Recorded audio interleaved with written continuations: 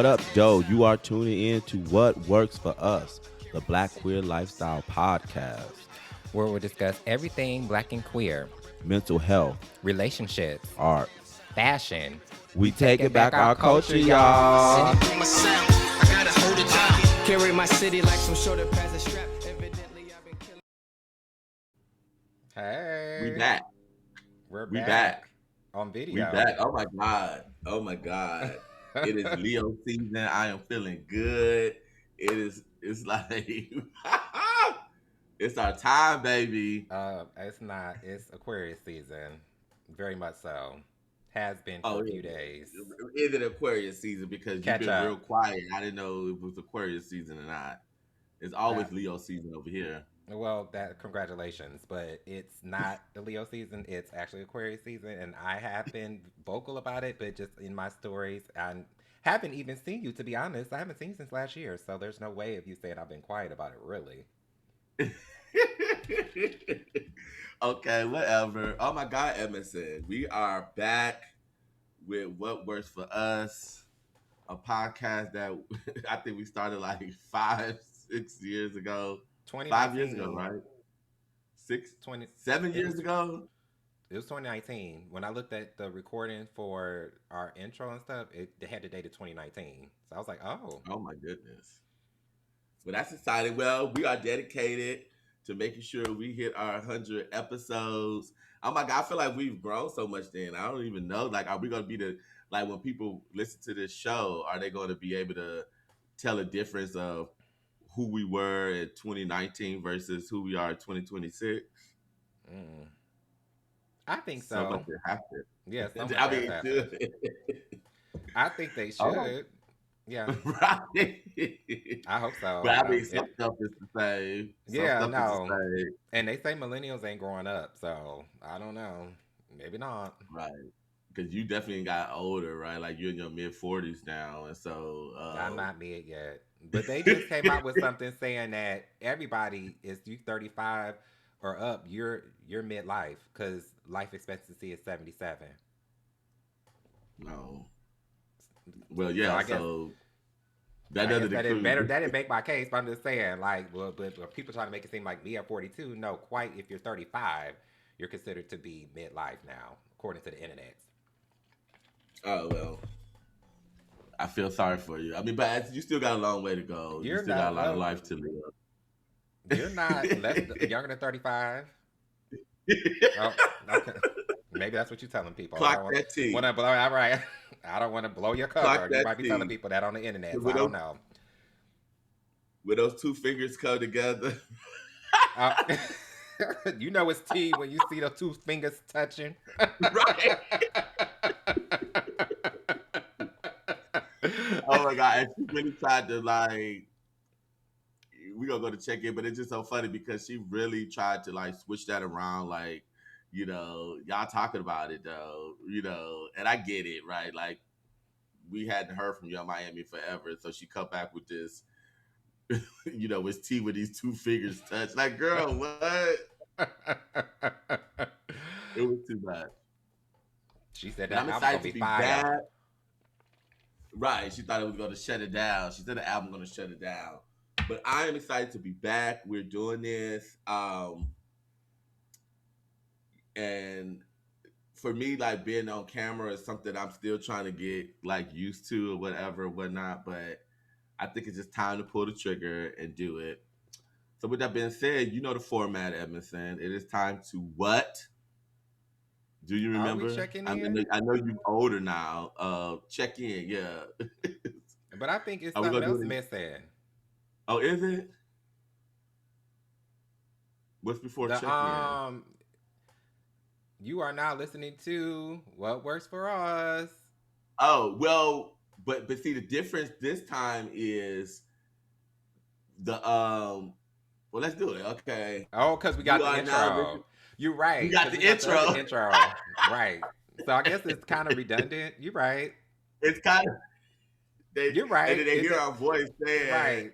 Yeah. And then we're here. So I guess so Okay, that's something new. We ain't gonna do that no more. So actually, I should be happy because I ain't gotta repeat that all black, all queer. I ain't gotta do that no All black, more. That's what it. No, I ain't gotta do it. You said it. It's all written black. in stone. We're done. We ain't gotta do it. We did the intro. That's all. Let's go. Check in. Let's do it. Check in. Well, you go first, girl. What's going on? Um. mm, I mean, I could. Since the last time we recorded, I think we did do a episode where we had kind of not did it for a while, and then we checked again. I didn't go back to listen to that one, so I don't even know what has happened since then or now. I mean, um, eh, same old for me. I believe. I'm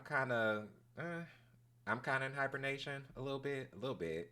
I haven't been out. I haven't drank anything. I think I didn't even participate in no dry January. To be honest, I wasn't trying to, but kind of just by default I did. Um, but yeah, so I'm just at a point right now. I'm just relaxing and assessing and being still, and I'm just for me, my words this year is level up in movement. And when I say movement, I mean body movement because we're talking about age and I am getting older and I have to move around. And I live a very sedentary lifestyle at this point. I be laying around like Mariah Carey all the time. And I can't do it because it's detrimental to my health. I mean, you heard what happened. Even though Ray J's issue is different, he's having heart issues, but his would be different than mine would be. But still, I mean, it still has something to do with the heart. If you don't move, you can get high blood pressure, you can get a stroke, and all the things. Heart disease runs in my family, so movement is definitely a thing for me. So, um, and I have done that. I've been outside and I've walked. I damn near walked the whole track, the whole 10 miles on Lady Bird Lake, but I cheated halfway through. Once I got to that new little what's that little wishbone that they just about that's opening on my birthday. Once I got there, my legs about to give out, and I hopped on a scooter and went back to the car because I just couldn't. But I walked all the way from Mopac. I walked all the way from Mopac all the way to what's that street, Saint Pleasant or something. It was like all the way. That was a long walk. So I just couldn't do it. But anyway, that's part of my movement. I was our first time out 10,000 steps and all this kind of stuff. But I'm just trying to move. Period. Movement of my body. So and then leveling up is just there's a lot of things I need to learn.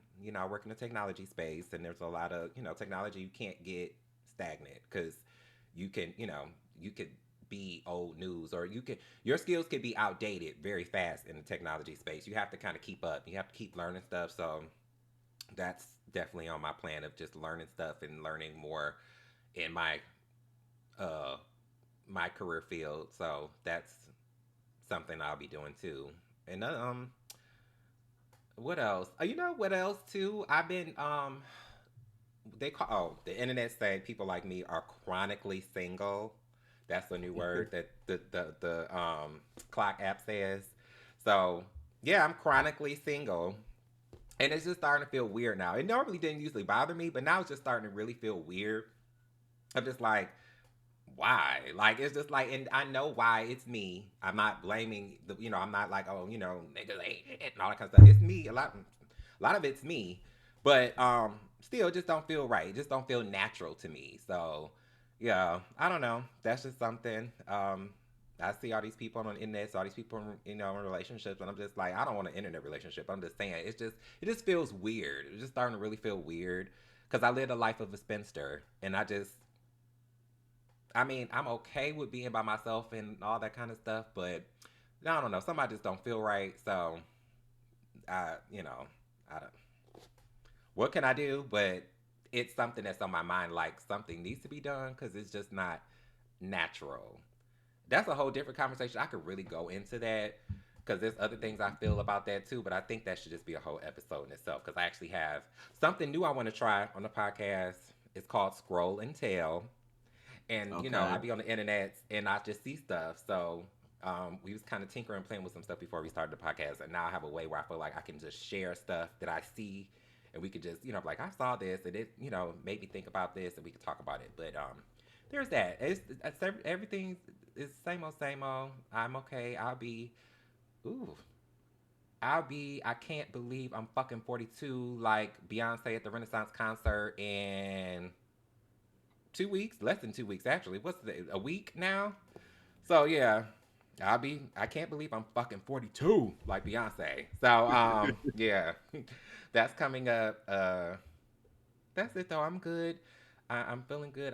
I'm very cognizant of a lot of things in my life that I want to change or improve, and I'm just putting some fire on my own ass to make it happen. Because sometimes I say me or people like me, we can get complicit with certain stuff, and that's just not me. I see the stuff I see in my head and the stuff, in my head as far as what I want my life. I have to get there somehow. And me laying in the bed like Mariah Carey all day long is not gonna make that happen. So that's what's going on with me. That's my check-in. Check in.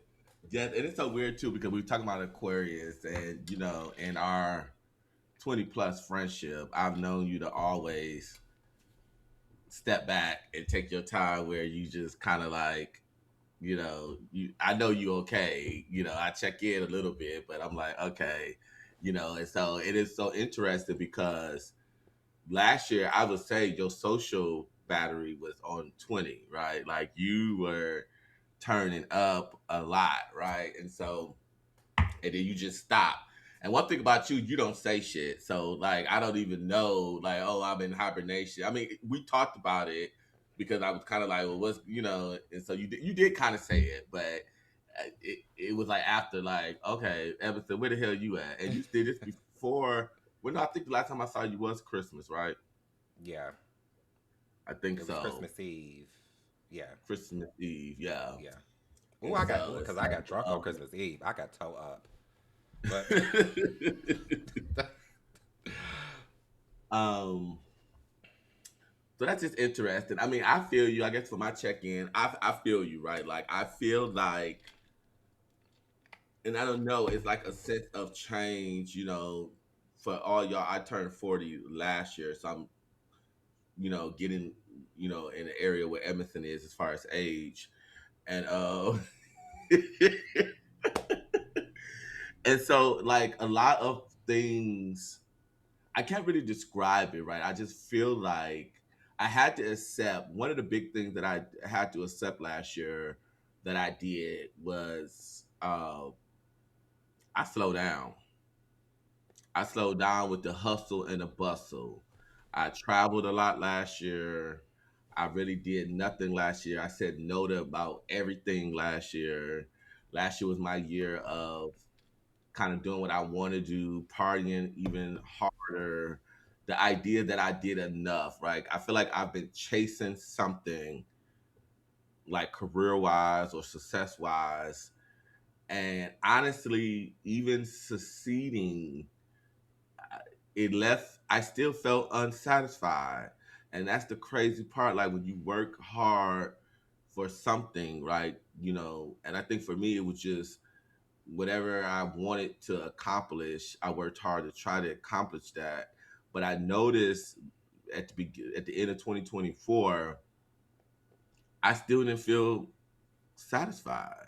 Like I was in my talking to my therapist last year, and one of the things that he really opened my eyes was at the beginning of last year, I had set this goal that was going to read 100 books, right? And so I was buying all these books, reading all these books, and my therapist was like, "Well, why can't you just read a book? Like, why did you have to set a goal to read 100 books? Why can't you just? Do you like reading?" I said, "Yeah, I like reading." He said, "Well, just read books. It don't have to be you're setting this goal for you to read books. Like, why do you do that?" And I noticed that's all I do. Like, the only way that I can do something is through a challenge, right? I only and huh? I'm just saying that's so you. You do everything is a challenge for you. Right. Like I think about this. This cup is from Tariq's 40th birthday. We went on a cruise.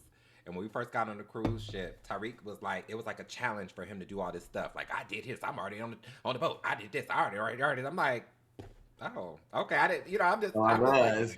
yeah. And I'm just I like, got there. I was okay. cutting the line. I Yeah, was right. It was like he maneuvering. was on a mission. It was a challenge for him, and I was just like, okay. I was like, okay. I was definitely gonna lose that one, but I And I was you do excited that. to do it. Yeah, It was you do fun. that. Yeah.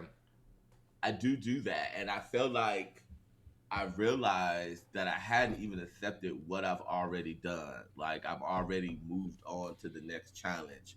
And last year I just felt a sense of unsatisfied. I was unsatisfied with a lot of stuff, and so the only thing I could think to do was just to fall back and try to figure some stuff out. Now, I would say, kind of to your point, though, right? Last year, I feel like I got too comfortable, and so I got to find the middle point, right? Like because while I don't want to be like, oh, everything just have to be this challenge, and I ask myself, if I die tomorrow, do I feel like, and I had to go through this all last year, do I feel like I did enough for myself? And when I was able to say yes, that was for me a new groundbreaking trajectory of where I wanted to go in life, right? Like now I could focus on what it is I really want to do that is not necessarily accomplishing anything, right? Like I did this thing versus just I'm doing this thing because I like to do this thing or this is something I wanted to do and not having to prove to myself. So I'm still working on that part, like not making stuff a challenge and stuff like that because, that's what I do. But I do realize that my happiness or satisfaction is priority, right? And I'm still working on that. And so that's why I'm at this year, right? Like I feel like that's where I've been trying to figure out what it is I want to do. And my head is just going like a 90 miles per hour of all these things that I want to do. And and especially when it's not a challenge, that's the challenge, right? When I don't have to fulfill a goal and still do these things, then I have to figure out what is my motivation.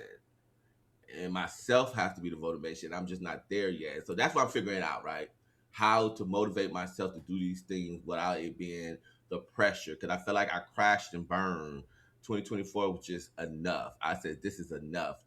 Going into last year, it was just enough. What's in the mirror is enough. The planning council is enough. Work is enough. These conferences and like everything was enough, right? So now I'm trying to find that sweet spot. So we'll figure out what 2026 is all going to be all about. Um, yeah, so I'm excited. And you talk about relationship, right? I guess I would technically be a chronically single too. I mean, it's been 5 years, right? So that's a long time to be single. And I think that was a big part of it too, like hitting 40, being successful is not enough satisfaction. Like having a partner, feeling loved, being in a safe friendship environment, being able to be somewhere you want to be and do the things you want to do, right? I think that was something that I prioritized. So yeah, so that's why I'm at Emerson. I don't know. It's kind of like I don't know. It's still, and I'm being honest with myself because I could get on here and be like, "Oh, I figured it out." It's January 2026. I still ain't figured it out, but I have acknowledged that I got to find somewhere in the middle point. I can't just shut down because I have been binging a lot of TV just like to relax, and I'm like, "Oh shit, we in February coming up, right?" Like if I'm going to get some stuff done that's not a challenge, but just something I want to do, I still need to get up and do it, especially like the body movement, the and all of that stuff. So that's why I'm at. Just trying to figure out, we are, and I think one of the big things about this podcast that is different, we are in our 40s, right? And so it is different when we think about if we started this 7 years ago,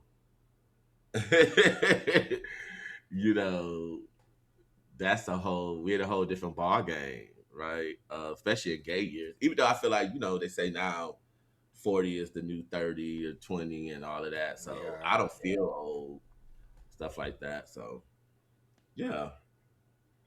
What was I getting ready to say? Um, no, I think I drew a blank. But yeah, I think I know one thing I was gonna say. is I think it's good for people like you who makes challenges for yourself to do stuff because it is the drive that makes you actually get up and do it. You know, I am an Aquarius. A lot of Aquariuses, Mhm. we overthink. We think stuff. We're very forward, so We think of everything before we even put our foot in the water, and that is what always think I stops me because I just overthink it, and I put on a workload of everything that I know is gonna come along in whatever I'm trying to do. I take that workload on in the beginning in my mind. It's like I know I have to do all these things, and then it's just like, oh, I'm overwhelmed. I'm I'm burnt out before I even got started. But then I can look back and think, and then another thing I was gonna say too is, and you do it too. You probably more so than me, but I think too.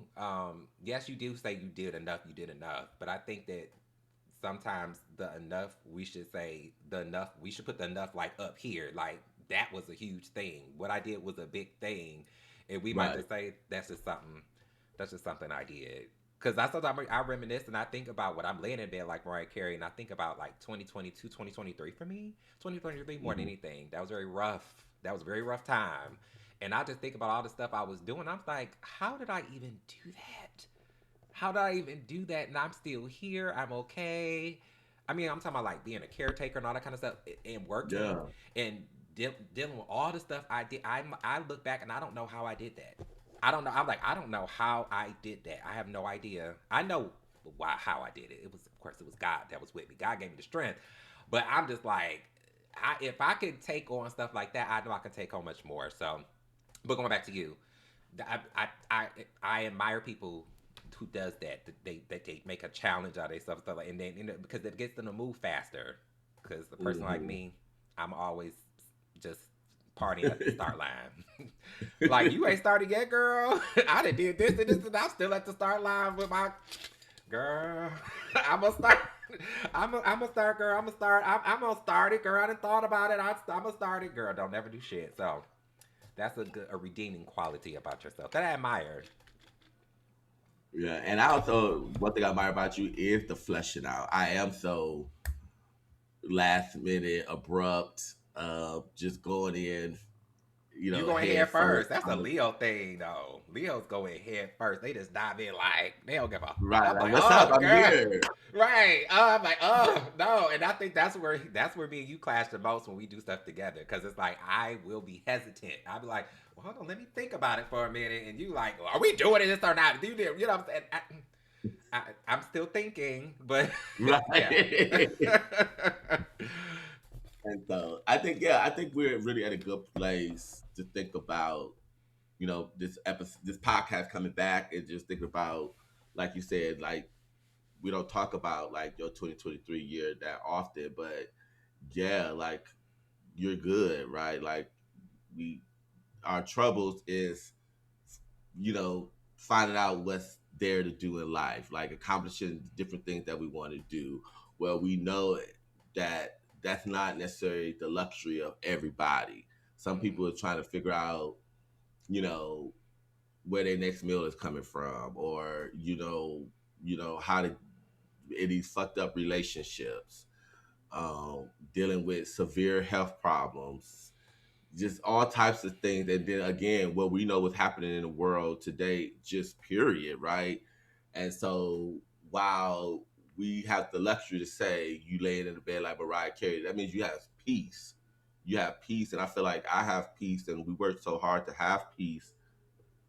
And that's one thing that, like you were saying, we need to recognize that that's a big thing It to be able is. to say that I have a peaceful life, or like peace is primarily the structure of my energy and my life, and I can Yeah. lay in bed like Mariah Carey, right? Because so many people cannot do that, and I agree with you on that. Like that's something we should be thankful for off the top, right? Or Yep.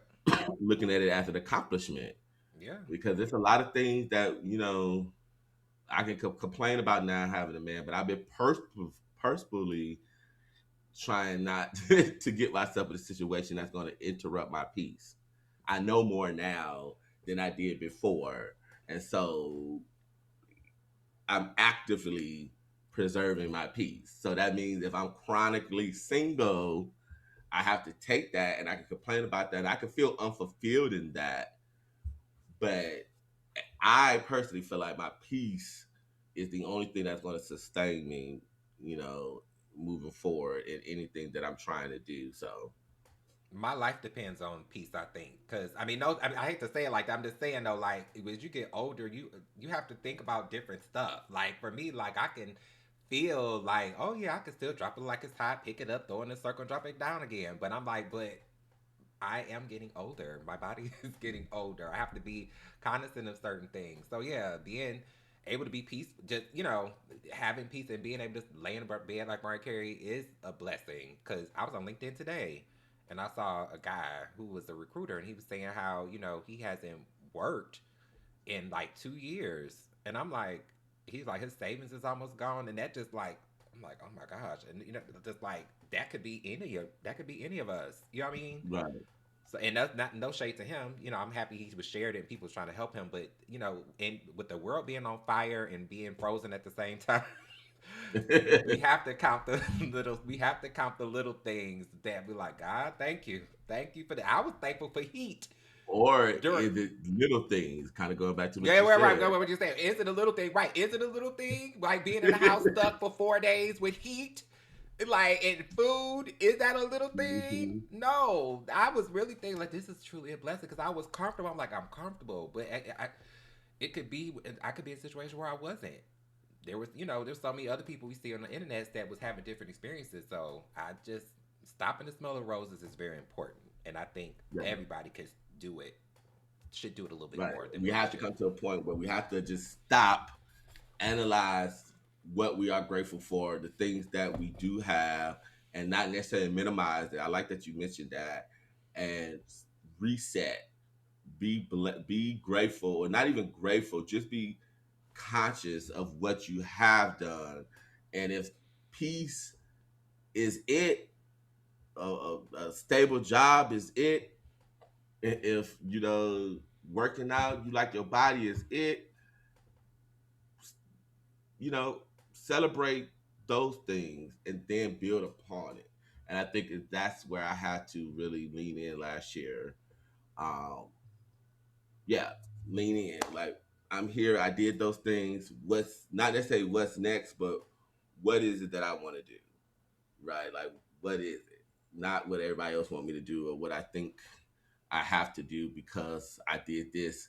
Oh, y'all see me in that way. That's what I'm supposed to be. That person. Um, no, that could have been for a season. And I also like too, just thinking about we talking about life expectancy. I I think now is a good time if it is another something I want to do, just to do it. Like if I wanted to be an engineer tomorrow or astronaut tomorrow, I mean I don't want to be those things, but I feel like uh life is allowing us at our age to switch stuff. I think before in older generations they had to stick with what they was doing for the rest of their lives, and I feel like now we so more aware and educated of what's out there and what are people doing and what you could be doing. And I feel like if you want to change your career, change whatever, like do it. You do not have to be and do the things you were doing for the rest of your life because that's what you did. If you was a teacher, you don't have to retire as a teacher. If you was trying to pursue your music, and everybody always seeing you when that next album coming out, you don't have to be a singer, right? You could be on in the construction business where you got remodeling, building 1.5 million dollars a year because you're building new buildings, and you could do that. Somebody is doing that. Yeah, That is a thing. It's a yeah. thing. Everything is a thing. Like nothing is just magically here, and all of these things. Money is not just one way because that's what we see. Everything is an opportunity when you really think about it. So Thousand I like percent. that, huh? No, I'm just saying a thousand percent. Yes, I agree. I agree 1,000%. Yeah. So it's time to wake it up. We likes to talk about what's happening in the streets. I don't know, in pop culture or whatever. So it's time to see, a few of these stuff. It's a lot of stuff that we could really talk about. It is. Because a lot of stuff is really, like we said, we haven't. And that's kind of good. We haven't been talking as much lately because it kind of. But I be forgetting shit. Well, it ain't even that because shit just be so much stuff happens, right? Like, so something that was a thing on Monday is not a thing on Yep. Wednesday, right? We moved Yep. on to the next thing, and so it'd be like, damn, Hmm. that did happen. But I kind of wanted to bring up because I saw that you listened to Ari Lennox's new album. Well, I saw your name on, I could see when you listen to an album. What do you feel about the album, Ari Lennox? Um, I don't think I listened to it in enough detail. I kind of just gave it one of my little previews, like, well, where, like first 10, 15 seconds, which is not really to me a good way to judge an album. I just kind of that's how I check the temperature. Like, okay, well, am I going to give this song, get a whole these albums or get the song a full listen? It wasn't bad. I think it's very much so her like signature sound, which I don't think is a bad thing. Um, Ari Lennox is a person you have to listen to the lyrics. She's definitely somebody you have to really listen to the lyrics of what she's talking about, even regardless of just the beat and all that kind of stuff. You got to hear what she's talking about because sometimes she slips some stuff in there. Mm-hmm. Because I think I even heard some stuff. I'm like, oh, okay, like so I can't really give it a fair judgment because I think lyrically, I think that's where I would probably be more like, oh, okay, girl, I feel you. So yeah, but it wasn't something I would not go back to. Like, oh, girl, absolutely not. Like, I'm not about to even waste my time. I wouldn't say that. I just think it's somebody needs to take some time while I'm laying in bed like Mariah Carey and actually listen to the lyrics of what she's actually talking about. Yeah. Okay. Well, you know what? So I actually, I haven't really been listening to new music that much, and I got my new tires. I did get two new tires yesterday, or the day Oh, before yesterday. well, you probably ride around on Finally, some bald ass tires. finally, and then Girl. they were run flat tires. So luckily, my whole life I didn't know the benefit of run flat tires. But bitch, I'm never going back now because bitch, I was on them run flat tires for 2 years. I was like, ugh.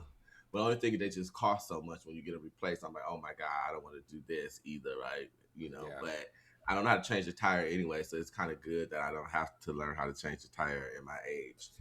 Um, so when I was at the tire shop, I listened to her album. I'm gonna say this: you kind of hit on it. One thing I did enjoy it, and some of the songs that stood out to me is definitely Horoscope. That was my favorite song I think on the album, and I haven't heard a Horoscope song like that in back in the day. The Horoscope songs was the shit, and I feel like Okay. Except right, Tyrese. man. Except Tyrese's.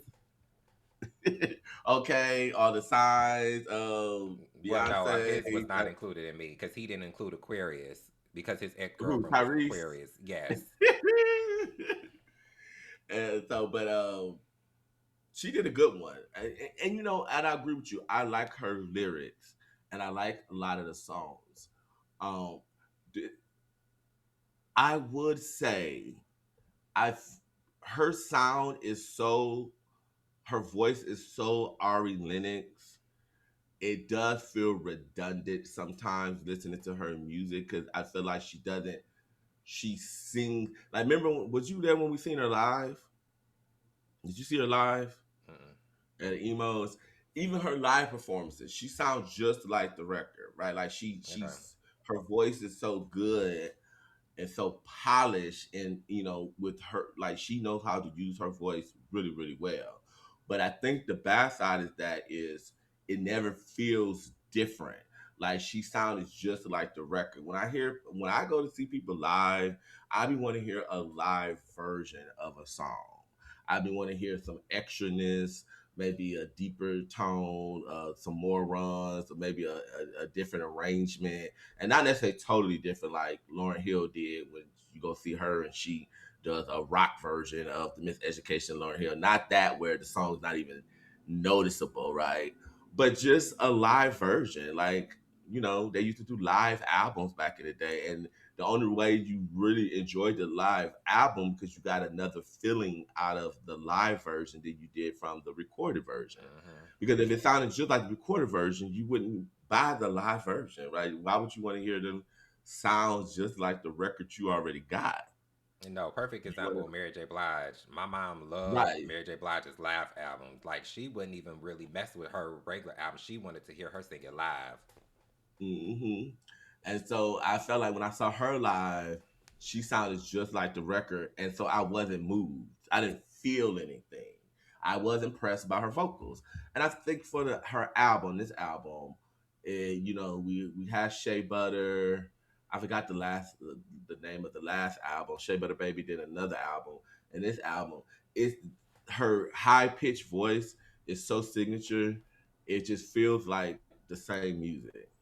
And that's the only thing I would say Mm. about her. I wish she would sing a little different. Give me something different in your voice. But I think it's a good. I feel what I listen to. I have been listening to Horoscope because she said you are the hoe in Horoscope.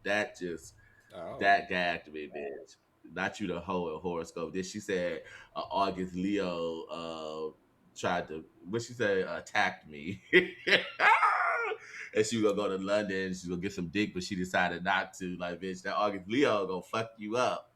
That's what she said. Though we don't play them games, bitch. You're not gonna play in my face, okay? Oh.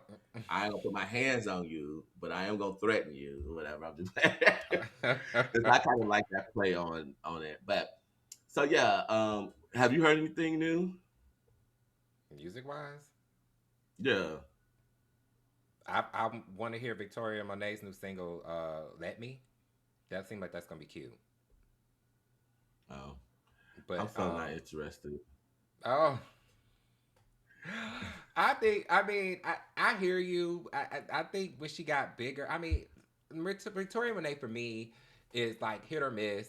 But before she got big and when she came out with her actual album, I don't care what she say. When she came out with Jaguar, which was her first album for real, um, she had some songs on there that was cute. So I think she has the ability to come out with cute music. So that particular song, yes. That one she did with Usher, no. I don't even know if people remember that one. But other than that, no, I don't. I don't even have anybody to anticipate as far as new music. Like, you know what? To be honest with you, talking about pop culture, we're talking about stuff that's going on. Like, to be honest with you, I am Housewives. I'm into that's like my jam right now. I can get into that, but that's really all I have capacity for. Like, I really don't. I'm so not interested in a lot of stuff that's going on. Like, I used to always get the tea even with little stuff just so I know. Like, the babies is talking about, like, all this shit that babies is talking about, I don't care. Like, that whole thing with Ari and not Ari Lennox, but Ari Kyle's the baby's daughter, Melanie Bag Yo baby, not baby mama, girlfriend, Ari Fletcher. and yeah, and Jada Waiter, Lil Baby. Like, I just like, oh girl, gosh. Like, I don't listen to, I mean, there's still stuff going on with Krishan and Blueface and oh gosh, girl. Like I really don't have interest in it. I'm just like I might be aged out of some of that stuff because I'm just like I don't care to hear it. It's nonsense. It's just it's it's ridiculous. I want no parts of it. So I Mhm. I mean it's I'm trying to even think of anything outside of Housewives that I've even like that caught my eye because there's probably some stuff that I've even yeah I don't know I mean even what I see Lunel and Al B. Sure is in What a was that about? relationship. I'm like, oh girl. Is that real? Right, I don't even I know if was that's real. like, That's the thing too. You don't know if this shit is even real. So I don't. I just don't. I don't. I really don't know. Like all the tea I used to probably know. I scroll right past like, I don't care. I don't care. I don't care. I don't care. That's how I know I got to do stuff for me. I got to really get on my own stuff because I'm kind of disengaging with a lot of that right, stuff. create your own content. Yeah, just do. Because Yeah. everybody, because this shit is like, because one of the big things, because since the last time I talked to all y'all on this show, I'm a big, ever since a YouTuber, I'm a Twitcher, so I watch Twitch all day long now, and One of my favorite, of course, was Kai Cenat, and that whole drama with him and his girlfriend Gigi. Which shout out to Tanae, because I remember on my cruise birthday, Tanae kind of was going in like, Gigi, fuck Gigi. She did. I was like, you're not gonna talk about Gigi. That's his woman. And she ended up being, they said that she cheated on Kai with little baby, and all of that happened. And then she did a whole video, a YouTube video with ads and all of that, telling, like, I feel like I was okay with the breakup, but then now you talking about it and then monetizing on it and bringing up stuff that I feel like you shouldn't do in relationships, whatever. And then talking about, I did this video for my future husband, because your future husband, it was just disrespectful. Like, but at the same time, though, I feel like she's been attacked. It's like a double-edged sword for me. Like, I am upset at her, but I also feel like men need to calm down. Like, they all just attacking her. She the big hoe, she this and this. The girl said she didn't cheat. I don't know who to believe, or whatever, if she cheated or not or whatever, but I just didn't like the video. She was saying really close stuff out in people in her DMs. If you really care about Kai Cenat, why would you have to tell the world that his homeboy was trying to holler at you?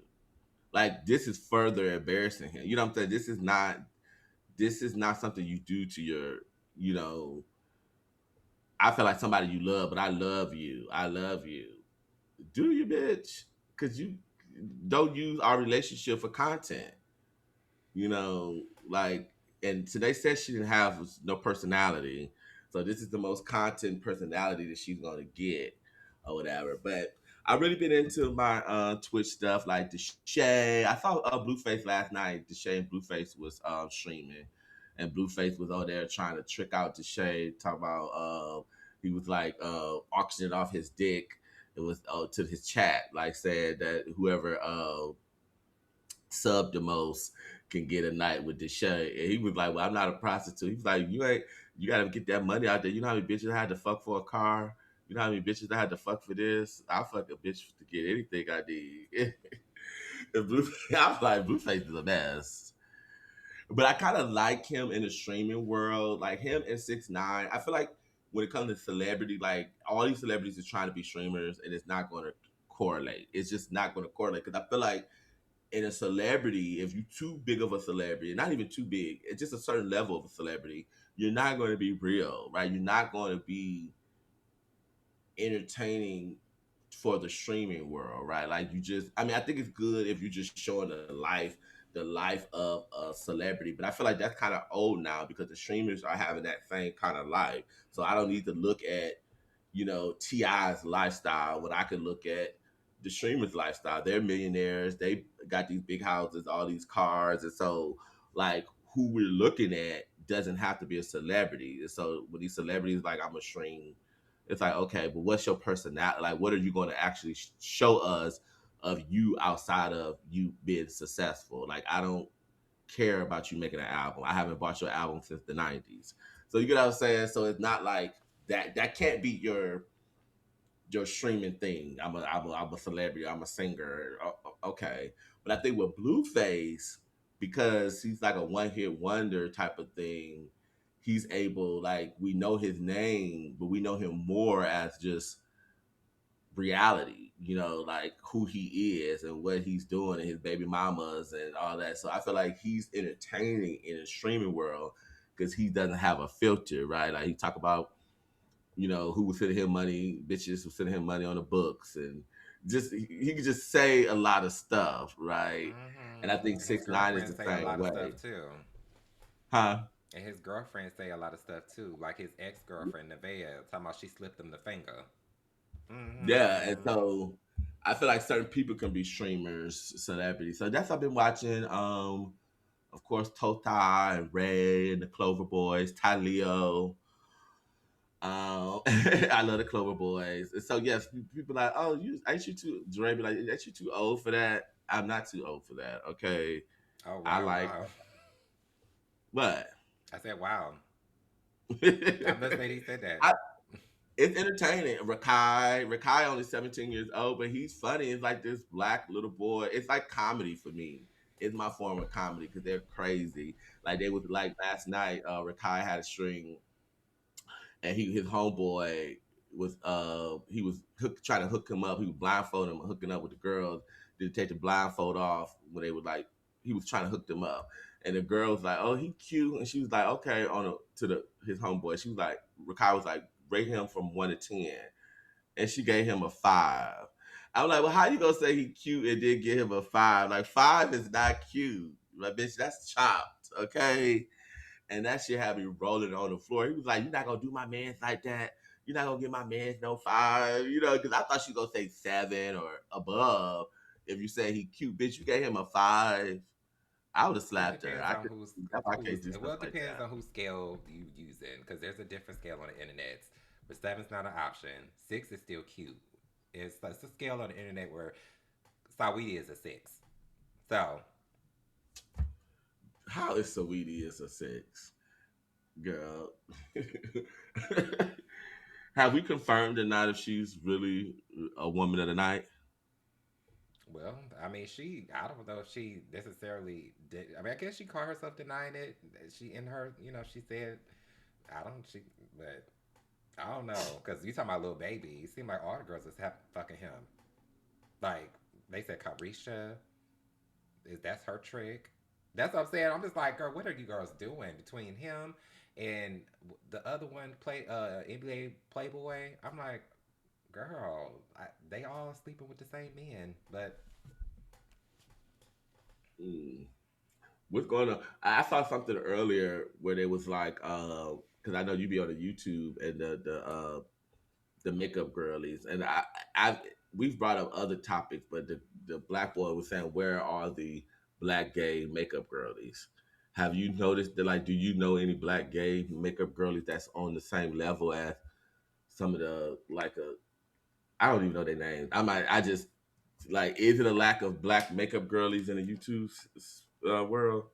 it is. That's at the level of the of a like a Jackie or Aaliyah Face or any of them. It's only Or like, one what's the white one that everybody can? The one he wear the long Patrick Star, eyelashes. Jeffree Star. Yeah, Jeffree Star. It's another Patrick one. The other Star, one. but I think Patrick Star is biracial, but he's not. I don't know if they would consider him a black makeup girly. Mm. But I mean, I What's happening in the YouTube world? nothing. I mean, it's January. I mean, so a lot of the girlies, some of my girlies, they take January off. It's stuff going on, but it ain't nothing important. It's some of the people are fighting, but um yeah, people are fighting and stuff like that. But it's not. To me, it just shows that it's nothing really going on. But it's just January, so Okay. So you mentioned. So I saw you watching. We're gonna just dive right into Salt Lake City. I'm kind of good because I saw you. I didn't. I didn't hear your. I was at work, so I wasn't listening to if you were saying on your clips on your stories. I just saw that you were watching it. I would say I was the third part of the reunion was the least interesting part to me. I felt like it was like, ugh, it kind of just nosedived for mm-hmm. me out of all three, and not particularly. I felt like it still felt so unresolved. Like that is like the most unresolved reunion. Like they faked and said what they learned, and they gonna be. I didn't feel any sense that anything was resolved. Like they could go and film tomorrow, and as long as it ain't about that plane, but they could film tomorrow, and the same beef that's happening right now, like it didn't feel like a reset. It felt like a to be continued. Um, I mean, between all of them, right? Like I didn't feel like my biggest thing was having to listen to Bronwyn with that wig on. It really bothered me most of the time. The wig was just talking to me. It wasn't moving. It was so like sitting on top of her head. And every time she was talking, and they're gonna tell Meredith sit the fuck down. And Meredith was like, "Don't you talk to me like that." And I felt like Meredith was on a roll on episode 1 or 2. She kind of lost steam on the third reunion, right? I feel like because she already proved. I feel like Meredith already said what they said. They were arguing and bringing up stuff that she's already clarified, right? Like I felt like a lot, even the Bronwyn was trying to make this big beef between her and Meredith. Meredith did not. Meredith said, "I didn't ask you to give me the tea." Because when is it now that when we get tea, we don't go back to the group with the tea? So that's why I understand why Bronwyn was just so. I was your friend and you did me dirty, bitch. You gave me tea. Ain't that the whole point of Housewives? When you hear that's how the shit. I mean, bitch, that's what's going on with Married to Medicine. What's we call it? Dr. Simone told Heavenly that she was gonna look up the VIN number, and I mean that's just what happens, right? And I don't know. I don't know. I feel like it fell flat on the third episode. What was your thing on the reunion?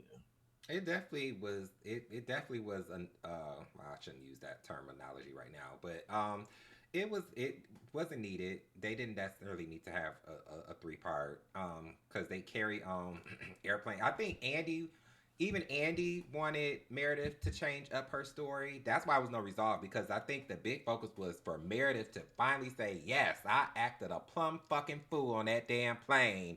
And I was cussing Brittany ass out. And yes, I did bump into her chair and I pulled that bitch's hair. That's what I think they just wanted her to admit. And she just said she wasn't going to admit. I mean, because even Andy asked her, okay, so what's your pretty much your final words? And she said the same thing she's been saying. He was like, so nothing Right. new.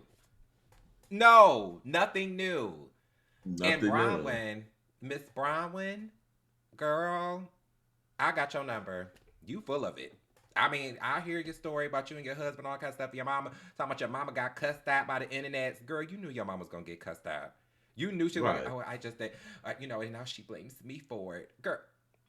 Well, I guess she would blame you for it because you sit up there and film the fucking scene, and you knew there was a possibility it was gonna go on, be viral, and people was gonna go in on her. I feel like she found pleasure in her mama getting cussed out, and I feel like she Mm-hmm. got pleasure in the stuff that was happening with Todd.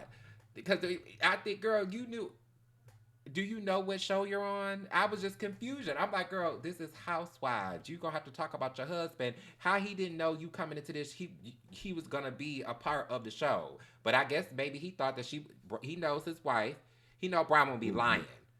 So he thought Brian Right. was gonna be lying and making everything seem like it was okay, and she didn't because I feel like she did come to. I feel like she confirmed she came to the show to get a divorce because she said, "Oh, why would you come into the show knowing that your marriage was rocky?" That doesn't make to me. That tells me you just was talking about it. She said it fast tracked it. Yeah, you wanted to get a divorce, bitch. You've Like been yeah, it wanting to do did. it. You Yeah, she sacrificed. wanted. Remember, but we talked about this alone, like her first season. Remember, I said she came on this show. She's ready to be a house. She wants the fame. Bronwyn wanted the fame, so she brought her supporting cast to give her a story. And she knew She that she used them. could sacrifice her marriage. She knew that she was like, She I did. have a story. My marriage is fucked and it's gonna be revealed. So like, yeah, Bronwyn, and then the whole thing with Meredith, and she tried to gaslight us again. Bronwyn, you brought up that girl that Seth was allegedly with at that restaurant in New York to be messy. Don't make it seem like I, Mm-hmm. I didn't know what was going on. I told you I didn't. Bronwyn, they all thought, oh, she read Meredith. No, she didn't. She sounded a plumb fucking fool. Because I was like, girl, go ahead. Yeah, because on top of that too, the part where she was just like, "You were fine when they brought up my marriage, and you didn't say."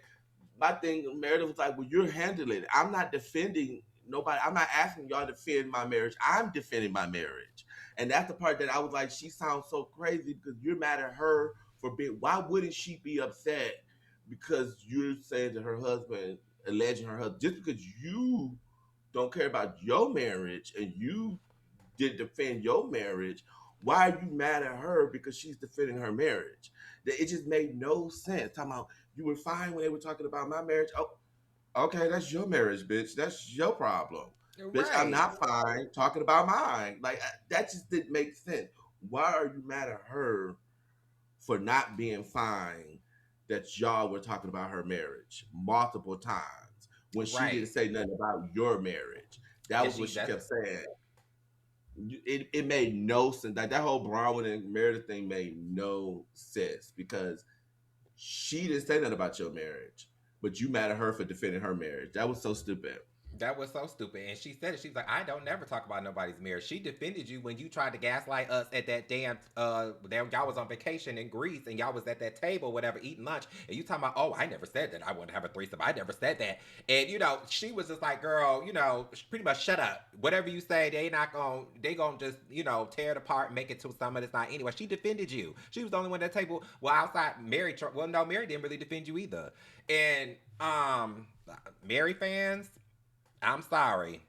Your girl, I was not feeling her. Well, I wasn't feeling her. Definitely this third episode. Cause I'm like, what are you doing?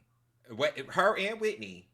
Whitney started it with the whole I'm gonna defend production. What the fuck was that? I'm like, you're not gonna sit there and talk about production. You're gonna talk about my team. I'm like, Whitney, we know you about to lose your job, but girl, and I wasn't too mad at her. I'm like, okay, being good with production does kind of help. But then when Mary jumped in and started crying, I'm like, oh girl, just end it. End the reunion now. I can't Right. believe that I don't want her to talk. I'm like, Mary, I don't know what's going on with you, Miss Mamas, but I I don't girl, you need to stop it. You need to stop. You are the only on the cast. You up here bust out start crying because the mayor to talk about production. And then you was already on Andy a little bit too much too. So I don't know what's going on with you, but it was I feel not a like good look. she getting her life and she's trying to be. I feel like Mary, and just my opinion, she feeling herself. She feeling herself. She's like the token person. Everybody loves Mary now. I agree with you when we were talking before. They need to get in her ass. Mary was giving way too much at that reunion for them not to let her have it. I feel like now she's playing ball. And even like you kind of say right now, like Andy, sit down, Andy, like that. And like so you can see that she's trying to play ball. I feel like Kissing ass is not she's playing playing ball. housewives. No, Huh? but you ain't got to kiss ass like that. Lanithia has to kiss ass like that. Lanithia kissing Andy's ass like that right now. I totally understand. I think she fake but she's I understand in her absolutely she has to Mhm. kiss his ass.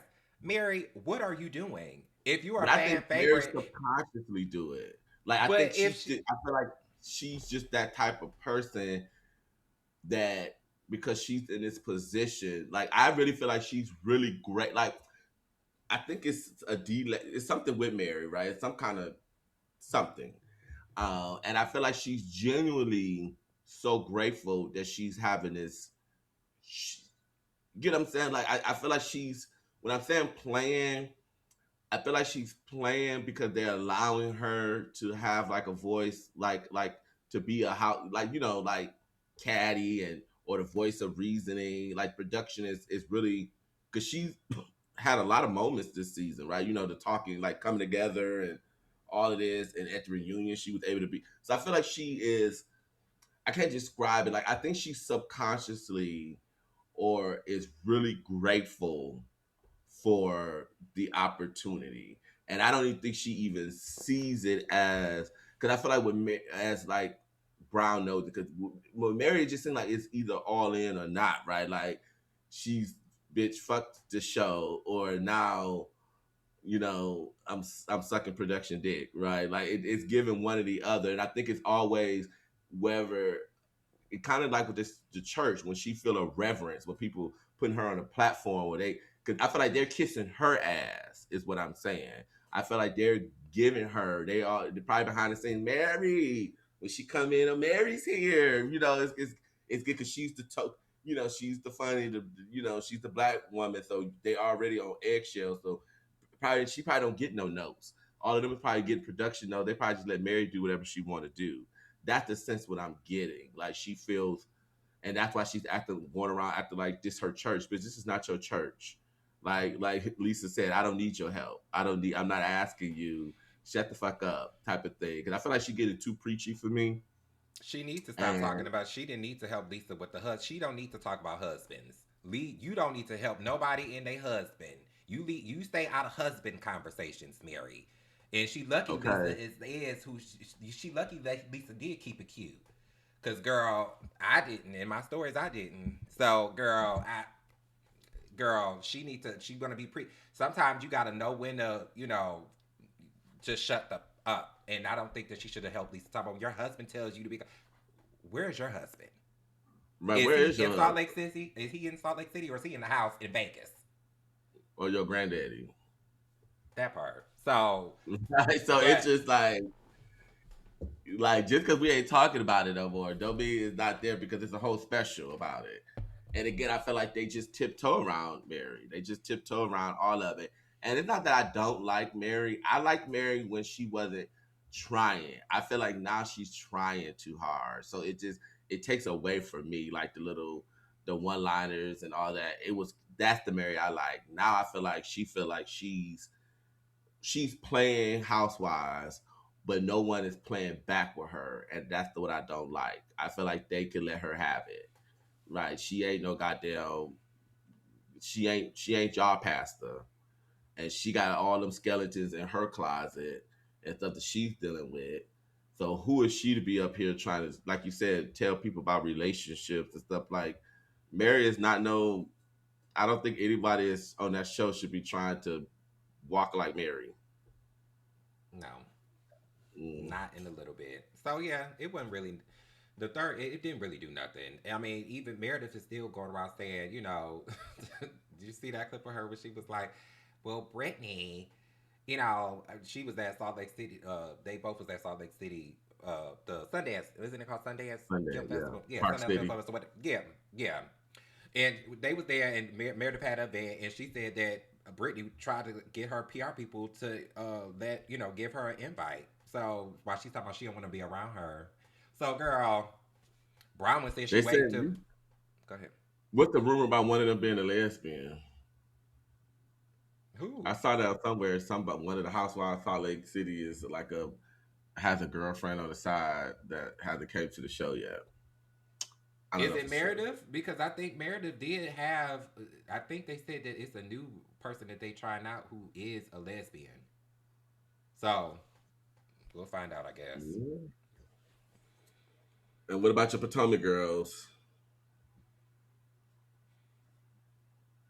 Girl, that last episode. It was a hot mess. It was like if you look back at it, it was entertaining, kind of sort. It was horrible. It was the worst like housewife trip ever. Like, but it was still kind of entertaining in a way just because of how bad it was. Um, Angel, I feel bad for Angel because people are leaving reviews on her business on her on Google now. They leaving all these bad reviews. I don't, but my whole thing is y'all gonna keep the same energy because they did that to my girl Kenya too. So y'all got a problem with it. You shouldn't do it at all. I don't care who people selective outrage. You shouldn't do that at Right. all. And I don't care what, you don't do that to somebody's business. And I don't think that you should be doing that. I don't think that the whole trip with Angel was her fault. I think they set her up. We know production did a lot of that stuff. But I think some of the stuff was Angel's ego. I think that was a horrible idea to set up an excursion on the last day where I got a flight to catch. No, ma'am, no, sir. I'm not going on no excursion on the date I got a flight. Get me to the airport. That's it. The That's trip all. is over. The trip is Yes. over, girl. Yeah, we're done. Take me to the airport. Giselle's Right. plan was the best plan. We after Four Seasons, we go eat brunch at the Four Seasons. We kiki kaka say our goodbyes, and we get on home and get to the airport. Get me to the airport. I would like when they was lost and when Angel was lost, and she like he still. If I was K or T, girl, turn around and take me to the airport. Like I'm Right. not playing. We're I'm not done. playing with you no more. Like, girl, we're not gonna. We can still go to the experience. Out of the experience. Get me to the airport. I'm not playing these games with you, girl. Like, and no, I know she. I wasn't trying to be mean, but after a while, I'm gonna be a bitch after a while because I don't play those reindeer games with flights and stuff like that. I'm the type of girl. I like to go early. I like to take my time. I like to gallivant through the airport. I'm not trying to be Sha'Carri Richardson at the airport trying to Right. make it to the gate. No, ma'am, no, sir. Production, if you ain't call another car and get me to the airport. I'm not this experience. Everybody felt bad for the cook. I felt bad for him too. He cooked all that food and that hopefully it didn't go to waste. Hopefully production ate it because they was there. Girl, but Angel, that was just bad planning, and a lot of people don't want to give it up for Giselle. But I say this one time, just this one time, Giselle was right. Her trip. We should just ate brunch at the Four Seasons. Y'all should have came to the Four Seasons, and y'all should have stayed. But girl, that whole thing where we got y'all after y'all left Chemo Sabe, y'all should have went back to Angel's house to get y'all luggage and then went to Four Seasons. Why would y'all drive all the way to Four Seasons and then have to go out? That is just the logistics of that trip was fucked. And then the whole thing with Pam Oliver, BKA Dr. Wendy Acefo, that whole thing she did with Stacey. I think production put a bug in her back. I'm like, cause what is that about? You was cussing at her and all this kind of stuff. And I mean, I felt like Stacey, like, what are you doing? Like, I'm confused. Like, why are you going off on her mother? I'm like, it was not even that deep, Wendy. And the Razzie goes to Dr. Wendy Acefo. Cause girl, I just thought that was all girl. She lucky that Stacey is still her friend. Cause after that, I'm like, you know what, girl, you in that case. But that Okay. she lucky she has Stacey. Yeah, they cast is. I mean, Karen is not gonna be able to save everything, but they are fucked because they just don't have no storylines. Ain't nobody sharing nothing. Production ain't doing their job either. Because I'm like, they didn't even. How did we find out about Giselle in the will on the last episode? And it's in text. Like they should have turned. We should have circled back to that. That should have been part of her story. That was her storyline, and we find out about it on the last episode. Like, I mean, it wasn't a big deal. I'm just saying, like, she gave y'all that. Y'all didn't even work with that. Right. So, girl. So I'm ready for Karen. Karen episode comes out this week or next week? It's this upcoming Sunday. Oh, Sunday. Well, okay, yeah. And a lot of girls don't see it for Miss Karen either. They think she full of it, but girl, I just wanted. I mean, yeah, talking about she didn't see the video. I don't know. That just seemed weird to me. I just like you didn't watch a video. You put your life on the line for it's something that not adding up. Something not adding up. I'm not gonna go to take a chance, and you don't want to see your case. You don't want to see the video footage of when you what? Why wouldn't you? Why wouldn't you? You went to jail, bitch. How is that even an option not to know what's going on? So something is off of that. I don't believe that story. And she's not going to make me believe that. There's no way that she didn't watch that video. It just makes no sense. She's a 60-year-old successful woman in some regards. All of a sudden now she's just an airhead. She's just going to go to court without watching the most incriminating evidence against you and allow yourself to go to jail for just absolutely no reason instead of taking a plea. None of that makes sense. So I would like to be. I am interested in how that all plays out, even after the episode, like going into the next season, because I feel like she ain't saying something. Do you think you believe that? No, I think she kind of just made up a story and she's sticking to it. I don't know if I would believe that your most incriminating evidence you just chose not to watch. The whole internet was talking about it and you just so happened just to not see it at all. And you just said, oh no, I'm not going to see it. They told you that was what was going to get you. And you still like, oh, I'm vindicated. I'm going to win this. Girl, you told that to your good lawyers. You told that to my lawyers, they're so good. Oh, so they wasn't that good. You didn't listen to them. You thought you knew better than they did. So something is off. Something is off with that story. Okay, I'm not buying it. I mean, Potomac to me, yeah, like I've already stated, it just feels negative. It just feels It's just something about it. It just I don't know, it's like a dark cloud. I keep saying that, and it's been like that all season for me. Like it's just negativity, negativity, negativity. It just I think it's too much, and they need to find a mid ground. Kind of segued into your other favorite show, Married to Medicine, because I've been hard on Married to Medicine for years, and mind you, just for y'all, I'm just not getting back into all these shows. The only show that I'm consistent with is Salt Lake City. That's my favorite franchise. I have not watched Married to Medicine in probably 8 years, right? Like just watching it because my girl not on there. I'm a die-hard Mariah fan, and she's not on there. So when she left, I mean, I'm not gonna say I've never watched an episode here and there, but like just to turn the TV on and be like, oh, I'm watching Married to Medicine. It's been a long time. Um, of course, Twitter keeps you up because now even Bravo, they be having these 10-minute clips. So I mean, the episode is only 40 minutes, so you can really get most of the episodes off the clips now because they. And I was thinking like, why do even Bravo do those long as trailers or what you call it sneak peeks? They be long sneak peeks. If you watch two of them for 15 minutes, that's 30 minutes. So you pretty much watch the episode. But I will say Married to Medicine, me being, and I think too, and I didn't mention this to you, Emerson, why I like this season too, because it is like heavily is in the hot water a little bit. And so, since she's the one I don't like the most, it's funny to see her kind of, I mean, she's still doing her job as Heavenly, but for one, like the way Toya just going in on her and Dr. Simone, you know what I'm saying? So I'm kind of enjoying that. But I just feel like I already said to you, I feel like they have the newbies is great because they're so sickly on their own, so they're not. And and on top of it, to compare it to Potomac, and even Stacy said it's Potomac. The hazing on Potomac has to stop. It is so like that Giselle mean girl energy that she continues to have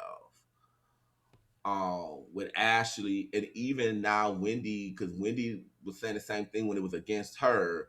Now she's in the in crowd, she's doing it to the new people too. Get fresh So crew. it's just right, that hazing, and you just don't see it as evident on the other shows to me. Now, I'm not saying like, Brittany, that they just don't like her, right? But I feel like the hazing on Potomac is like a mile away. Like anybody that come in Potomac, you a liar, it's your life. It's just, it's always this hazing element. And I feel like on Married to Medicine, it's just not giving that, especially with these girls. They like, bitch, what you say? Like they not playing that like that. They not no weak ass bitches like the way they try to do the girls on Potomac. No, I agree. I think just all Dizzy, she's a one trick pony. And I think that I think she just proved this season she's just not strong enough. Like some would say, she's not even a good housewife. I just think that she's not strong enough to she can't anchor a show by herself. She has to. Who? She needs Giselle. She needs Yeah. She needs Karen. Like if there's no Karen, and I'm not saying she's even the greatest with Karen, but I'm just saying Karen has to be there because if she is the only one, that whole hazing thing, that's just what it is. And then it's like, it is. It's like, get fresh crew and everybody want to be a part of it, including Stacy. No shade. And then they can have somebody they can beat up on. And another thing too, and you said this, I think they don't have no fun. Like none of their trips Yeah. were fun. They didn't It's so have not a negative. one fun moment. Like it's always something that just fucks it up. Like the Jazzy's party, like her party for her wedding or whatever, bachelorette party, that was kind of fun. It had its fun, but then Angel just fucked up the thing. Like Oh, it, she fucked that up. That was one of the yes, most negative. She was outside crying, and that was one of the worst bachelorette parties I ever seen in my life. Yes, it was it was good at first though. Like they was even everybody was participating. Even Giselle, she was laughing at Stacey. They were getting there, and then here come Angel Eeyore. That's where she got that from, and she, what she? I don't understand it, girl. Did you watch the show, girl? You see the edit you Right. got? She got a bad edit too. Cause I think if you ain't Giselle, or maybe if you ain't Giselle, she don't even get an edit because she's barely on the show. But I think Giselle gets good edits. I think Ashley's edits are somewhat decent. Cause you saw Stacey said that one of her aunties went off on Ashley. Right. She didn't get on the show. Yeah. She let Giselle have it. And it didn't make the show. So they need to fix that. Cause I think, I think I don't even know if it's a fix. Giselle's a producer's pet. Because I think, production, when they like you, they like you. Because you see, they don't like the production, don't like our girl on SLC. Merida. Yeah. Yeah. When it is, that's why she called them out. That's why I like Merida, bitch. She said, I have to tell the truth. Well, I have to say what it is. It's production. Andy wasn't feeling it. Andy like, oh, what is it this time? I'm like, oh. Okay. But she didn't back down. She did. She sure did. Like she wasn't like Mary or Whitney and kissed his ass. She still said what her issue was, because she was even being sassy. He was like, well, what? He's like, well, what? Because I think he said, what's the problem this time? And she was like, you know what? I'm not going to talk about it. We're not going to go and get anywhere with it anyway. Like, so it's right. I shouldn't even say anything about it. It's okay. I don't have to say anything. I'm like, ooh, Meredith. She wasn't playing. She's not playing. That's what I'm saying. Yeah. So it's kind of been interesting watching the Housewives again, and Married to Medicine. And I know that's your thing too. So it's just interesting because it's just like but it's been on a long time. And I guess the last thing I wanted to say, like when Married to Medicine, I saw Dr. Quad and Dr. Jackie on Sherry Shepherd today. Oh. And they were just like, huh? I didn't know they was on there. I just thought Sharice was on Sherry Shepherd. But go ahead. She gonna eat off Potomac forever. Girl. But they still been on 10 years. And why people keep saying they was like, because they authentic themselves. But then, and I'm just like, when I always say this, and I probably said this on a podcast 8 years ago, when are these shows ever going to come to an end? It's just so interesting to me. Like, it's going to have to be a study. Like, do it just keep on going? Like, when is Married to Medicine going to be like, bitch, we're done? Like, we're just done. Or it's just, I don't know. Like, how does that even look like? I don't know. I think they would probably be quicker than any other Housewives, because at least with Housewives, they rotate people out. But they did finally brought some new, blood into Married to Medicine. But I don't know. Dr. Heavily like, well, I only filmed 9 episodes, and I'm in every episode that they've in the show so far. She's like, so what's going on with everybody else? What's going on with the other girls? I'm like, okay, well, I mean, the other girls, they're going to step up. I'm not saying they have. I'm just saying they just getting their feet wet. And if they could get, in there good, and they could take over, then, they could start switching some people out, and, maybe that'll stay. That's not like Sweet Tea, and maybe they can keep going. But if they don't, they are going to have to end it soon. Because it's like, girl, I like Dr. Simone. We was with you, girl. But we see those pictures that you posted on the internet with Cecil, talking about we strong, and I'm like, okay, girl, I'm over it. I had your back. I had your back. I was like, Cecil. I'm like, girl, Cecil is a problem. And I was like, girl, you might have to do what you got to do. But now you get what you get with him. Then if you're going to stay, you get what you get. Okay. So I know I wanted to bring up the topic. We were thinking about what's the topic going to be about today. And one of the things I thought about since we're back, doing our podcast. Cheers. We back, bitches. And it's like,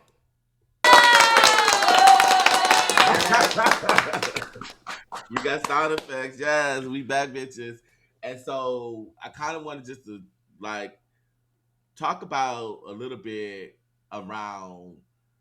We mentioned it earlier, like there's so much going on in the world, right? Like all of these different things. You kind of said like how you kind of like in your own little bubble, your own content because you're really not interested in all the content. Um, and I think that's a good topic because I feel the same way. I feel like we're in this just I'm just talking about the Housewives. One of my or Married to Medicine. One of my biggest gripes with Dr. Heberly is her platform outside of the show. I think it's unnecessary. Like, who needs to do a show about the show that they're on?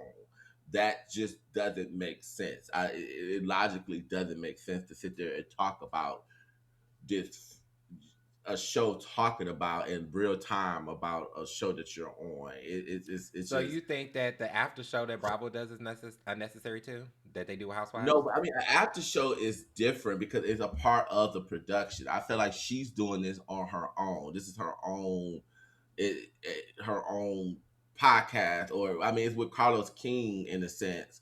But I felt like when she was like asking for donate, Patreon and all, like so that's not Bravo, right? Like she had her own Patreon, you Mm-hmm. know, being a voice of the show that she's just on. I can see somebody else reviewing it.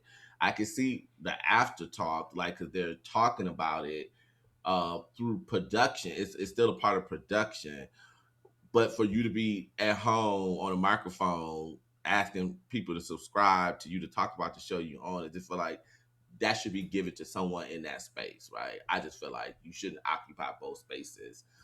That's just so specific about the show. Like I even think what Giselle and them, and what I give Giselle and them, they show talk about the Housewives, but I think it's a standalone show. But it's still my thing. I don't want to hear them either. But I don't have a gripe with their show, but I just don't like them girls. And so I just think about, you know, even in sports, we got almost every NFL retired person, NBA retired person. Everybody got a podcast. Everybody got a fucking mic. Everybody has a mic. We are in this culture where every day we're consuming other people's opinion about whatever. And we are contributing to that through this podcast, like what works for us.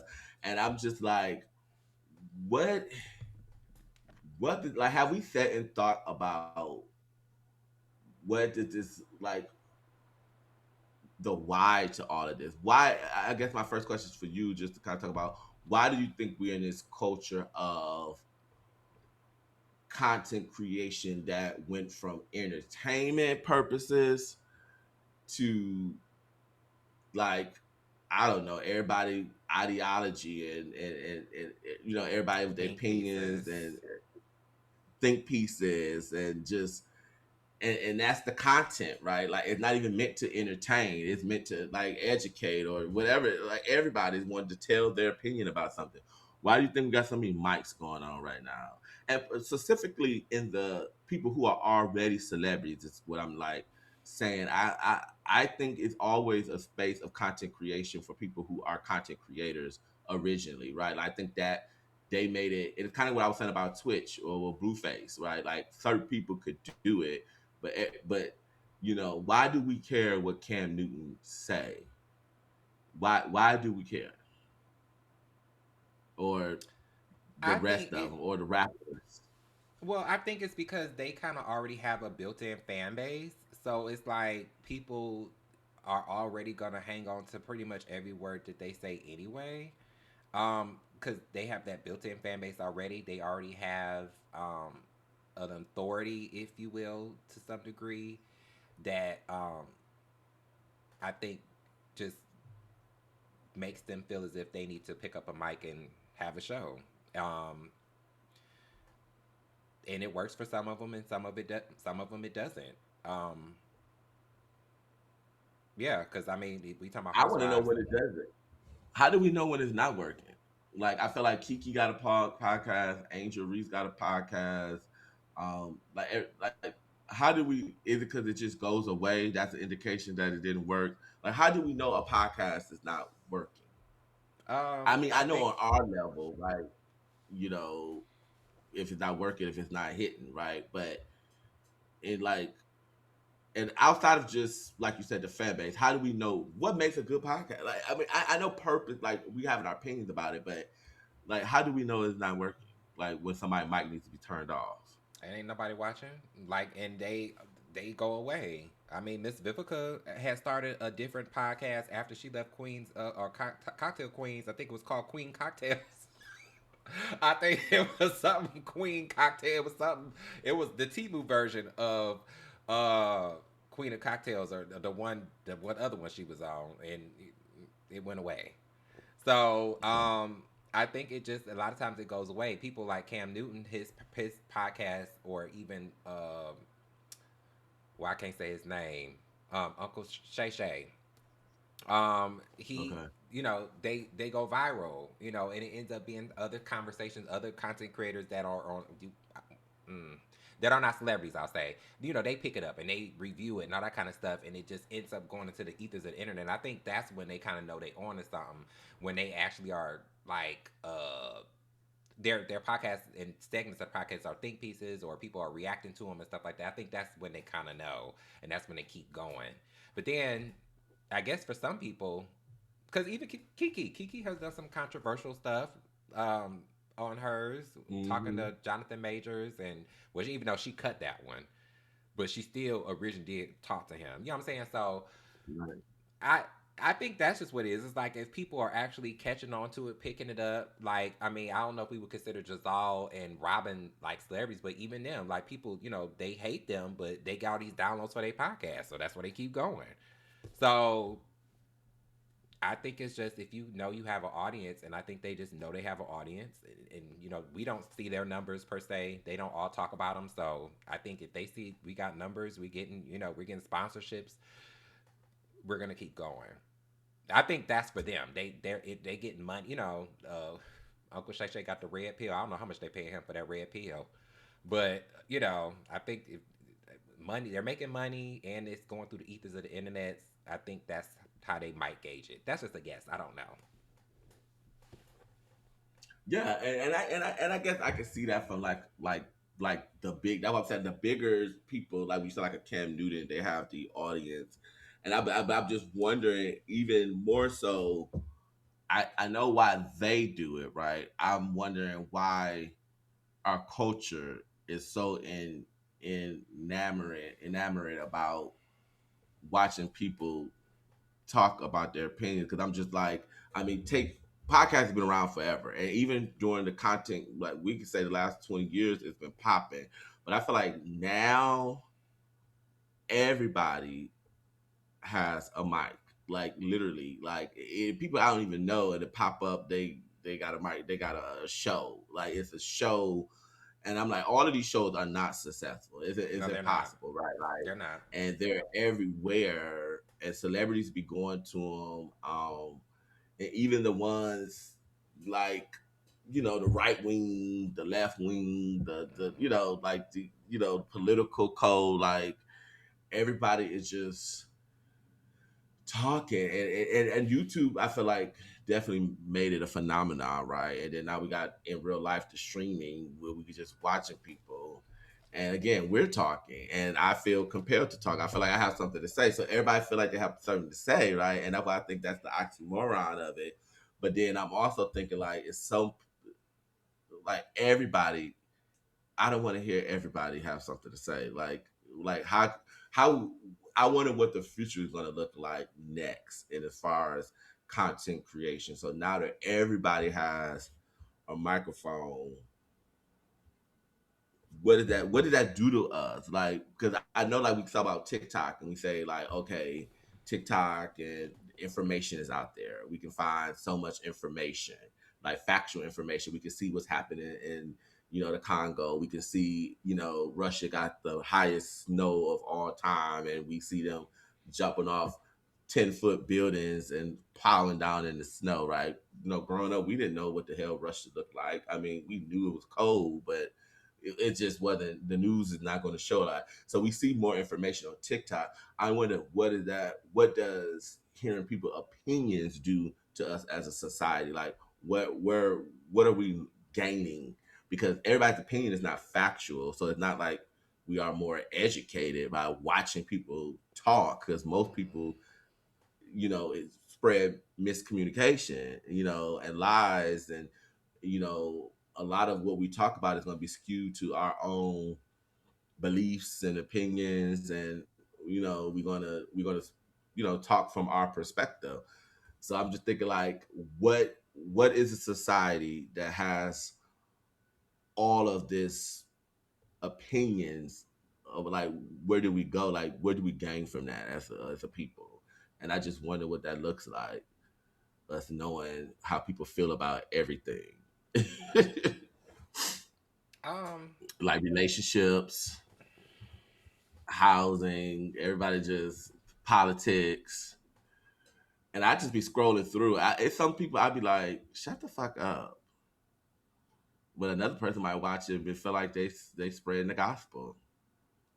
So I don't that's what it know. is I don't know exactly. how to feel about. Go ahead. No, I'm just saying that's what it is exactly. It's not for everybody. Everybody's content is not for everybody. And if you don't like it, you can just cut it off and go to somebody else's that you do. That's pretty much what it is.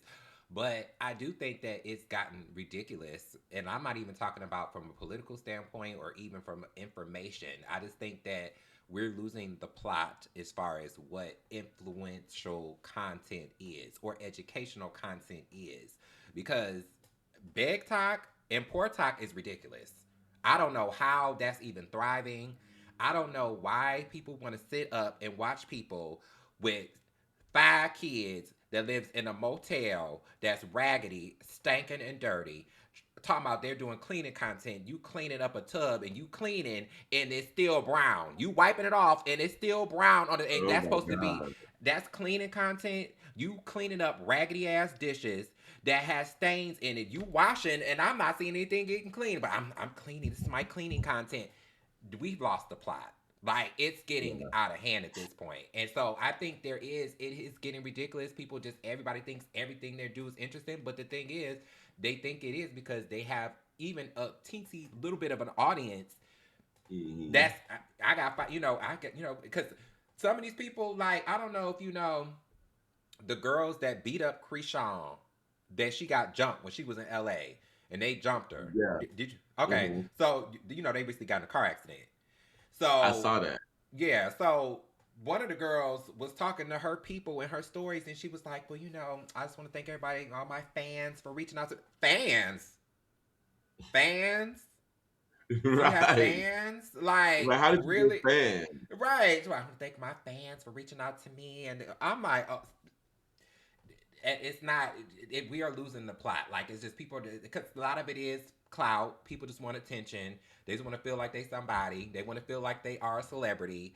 And so now everybody has fans. You know what I'm saying? Or everybody has, I have, my the supporters is okay, but the fans thing, that's where like, girl, y'all don't have fans. My fans want me to come online. Miss Netta be saying that. My fans, they want me to come. They want me to come back live. Miss Netta, girl, now I know people do watch Miss Netta because she's a train wreck. And I would say she got more so fans than that girl that beat up Krishan. But I just think it's ego too. It's just I got to, I'm a content creator, and just saying that it's like nowadays saying like you're a The doctor. thing to say. Yeah, like I'm a content creator. It's like, oh well, I'm a doctor. I'm a content creator. Oh, okay. And we're supposed to automatically think you're rich because you say that. People think people are that simple. So it's a lot of things. And I think it can be problematic because people are misspreading misinformation. People do repeat misinformation that they hear from their faves that they watch on YouTube and stuff like that. So it can be problematic, but I don't know. I think people who have children, I can imagine if I had kids because I feel Okay. like because you gotta put into work with your kids nowadays, like because Hmm. you don't know what they could listen to, who they listening to, and I mean it is already bad enough just with them trying to get rid of Black history and all the kind. If you got some Black kids, you have to do a lot of stuff at home. It starts in the home because if you just You. leave it to the internet and what they learn on the streets and the internet, girl, in that case we're doomed. We're doomed. We're doomed as fuck, because it just be like, you brought up something. Did you hear about what going on with TikTok? Like, everybody leaving TikTok because Hmm. what happened with that? Well, I think it's just, I think a lot of it's, it's change, and people just, oh no, I don't like it. That new agreement that they're saying that they're gonna take our content and this stuff like that. I'm like, that agreement ain't really that Oh much yeah, they can different. do what they want to do with it and not Yeah, pay but you that's or not something much like different that. than the other ones. But the thing I think one of the things is a lot of the people that talk politics on there now, they're like, one girl had got banned. I think she was in Israel. She's like an Israel content creator or something like that, and they just banned her channel or her page. They just banned it. So now, and a lot of people saying they're banning their content. They talk politics. Free speech is no longer a thing on TikTok. They're saying now they're saying there's free speech. There's the censorship is like on 10 now. So that's what they're saying.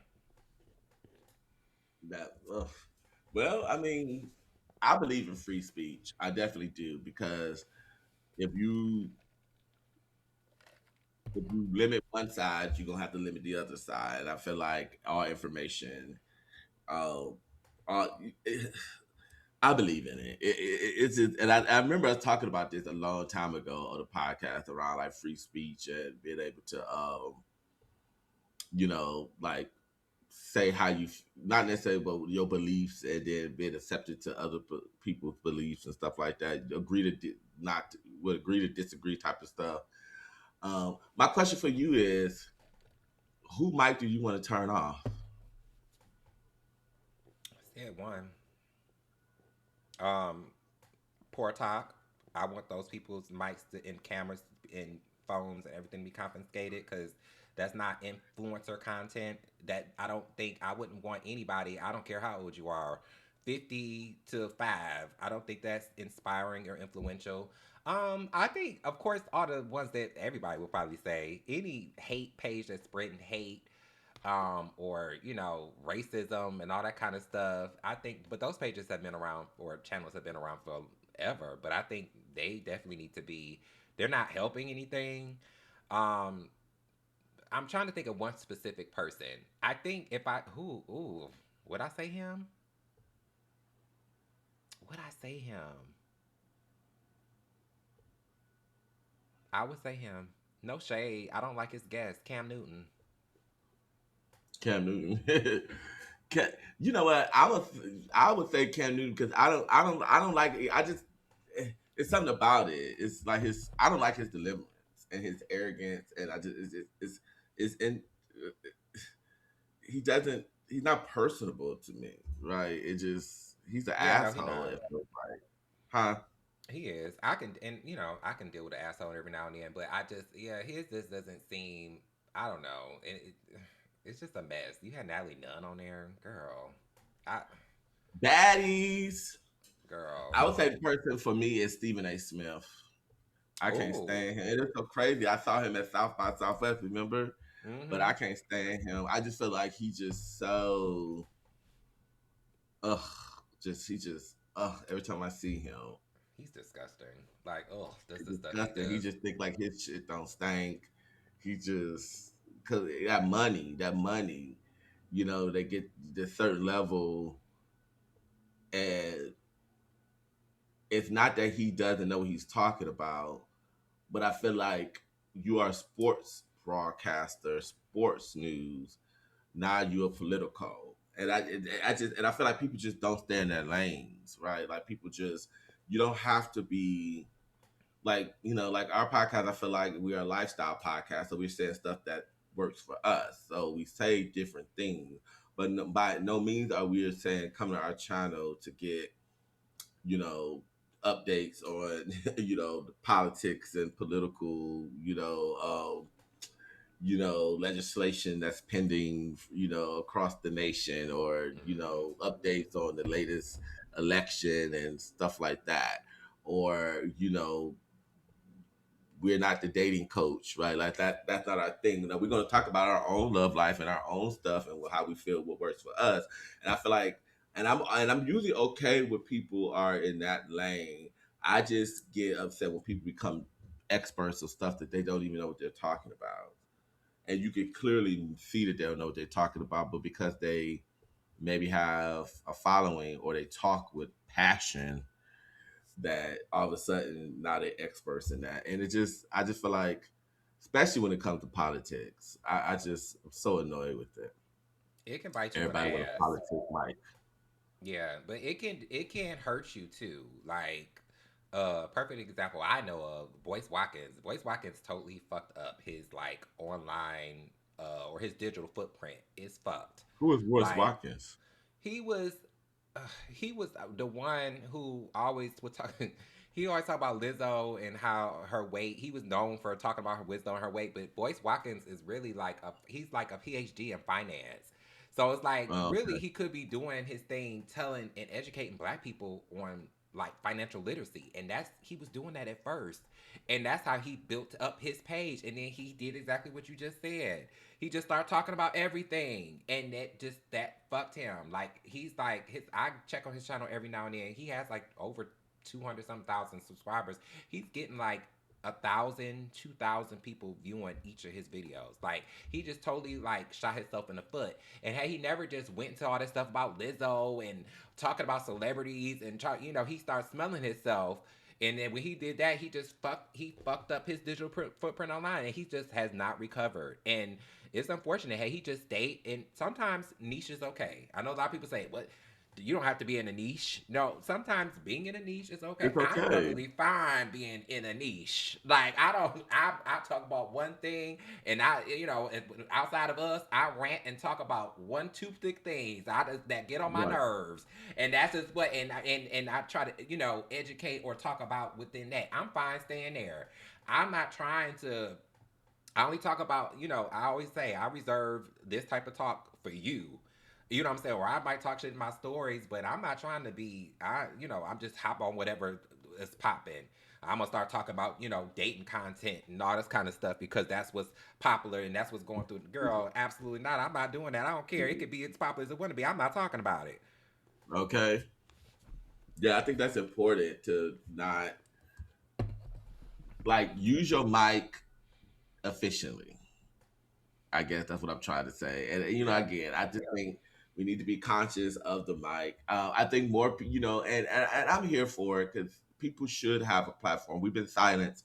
Some people have been silenced, right? We've, through media being controlled. Like I was just reading an article, like this one man runs everything. Like he runs Grammys, he runs the Billboard, he runs CBS, he runs Paramount, he runs all these magazines. So that one man and whatever how he feels and the people that works for him run so much of media, right? And that's historically what's been going on for years, right? Like the only media in the '90s that we were getting was probably ran by probably two different companies Hmm. that ran all of the media, whether it was MTV videos, whether it was who's number one on Billboard or who got a Grammy or who got the cover of a magazine, right? Two big conglomerates running all of that, right? And I feel like that was our lifestyle, right? Media and that was the information we were getting and thoughts and perspectives. So with this new wave of everybody having a mic, we do give voice to the voiceless or people that are been marginally, suppressed or finding your community type of thing, right? Like think about like a Black queer lifestyle podcast. That's very specific. People Yeah. who are looking for a community of Black queer and want to talk about lifestyles that can kind of relate to us and what we're doing in our 40s as Black queer men would have somewhere to go where we know we'll be waiting in 10 years for the next Black queer movie or show to come out that we feel like represents us, where now all this content, podcasts, at least we can have that form of content. And, people doing, YouTube videos and people doing shorts and different content to comedy and stuff like that. So you have all that. So that is the good thing about the mic, right? Like everybody has a voice now. Even if you got one viewer, bitch, it's out there, right? And you can tell your story if needed. So I think that's the positive about everybody having a mic. I'm excited to be back in the podcast world and just because I feel like when I get back to recording, I'm watching more a little bit. Like Yeah. I guess it catches my eye more when I don't give a fuck about the mic. I scroll past everybody, but now I know I'm gonna be like, okay, what they doing, what they talking about, just a little bit more interested, and so it's gonna be funny to see, And maybe we can make this out of the segment. Who mic do we need to turn off so that I think Oh, that'd be good I'm because sure. it's I, gonna I know I'll find some people. be. We have some people to talk about. But are you excited that we back, Emerson? Is this how are you feeling? Our first podcast show back. I'm excited to be back. Because I never, honestly, even though we weren't recording, our podcast never really died. I still heard about No, it often. People would ask me often. about it all the time. So it was like, Mhm. or some people just was like, they keep asking. Like, we never said like, because I would never answer like, oh, we're gonna do it or we're coming back this day. And I'm like, I was like, well, I don't know. I just started saying, I don't know, maybe, but they still ask. You're gonna record that podcast? Right. I don't. I don't know, but people keep asking me about it. So I definitely think that our voices are voices that are appreciated to people, and people want to hear what we Mhm. have to say in our perspective, which makes me feel good because I know I'm not. I don't know. I could be saying nonsense, but somebody appreciates it. I don't think I sound like some of these other crazy people on these other podcasts that they need their mic shut down.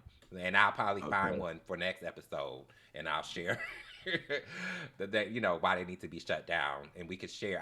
We could share a clip. It's the nonsense they talking about and why they need to be shut down. That'll be fun. Okay. That'll be good. All right. Well, we'll be back next week, y'all, with a all new episode of What Works for What works for Us. us? All Yes, black, all queer. all black. We're done. Um, bye.